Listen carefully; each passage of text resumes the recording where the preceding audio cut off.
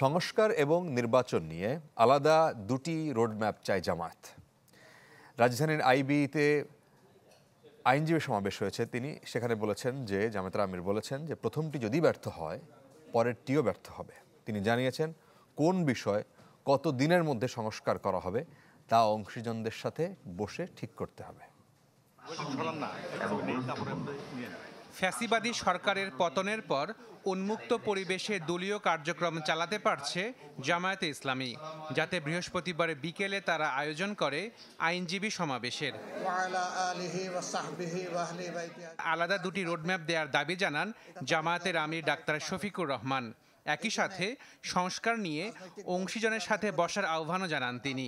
আমরা বলছি একটা রোডম্যাপে হবে না, দুটা রোডম্যাপ দিতে হবে। প্রথম রোডম্যাপটি হবে সংস্কারের,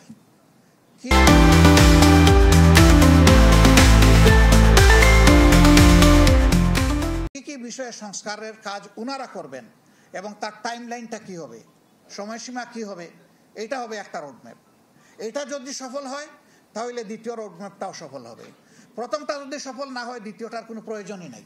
আর প্রথমটা ঠিক করার জন্য অবশ্যই এই ব্যাপারে অংশীজন যারা আছেন, রাজনৈতিক স্টেক হোল্ডার আছেন, সিভিল সোসাইটি আছেন, আরও এরকম যারা আছেন, তাদের সাথে বসতে হবে, বসে সেটেল করতে হবে, ঐক্যমতে আসতে হবে যে এই বিষয়ে সংস্কার হবে এবং এই টাইম লাইনের ভিতরে সংস্কার হবে।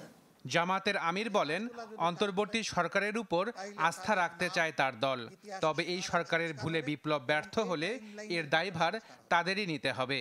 এই কাজগুলো যদি তারা করেন তাইলে তাদের নাম ইতিহাসে সোনার অক্ষরে লেখা থাকবে ইনশাআল্লাহ। কিন্তু এইখান থেকে যদি চুল পরিমাণ তাদের কোনো বিচ্যুতি ঘটে তাহলে জাতির সর্বনাশ তাদের হাত দিয়েই হবে। আমরা আশঙ্কা থেকে বাঁচতে চাই এবং আশাবাদী হয়ে থাকতে চাই। বিভেদ নয়, জাতিকে ঐক্যবদ্ধ হওয়ার আহ্বান জানান ডাক্তার শফিকুর রহমান। আমরা দেশটাকে সবাই মিলে ঐক্যবদ্ধ হয়ে গড়ে তুলি। Ashikin Prince, channel 24, Dhaka.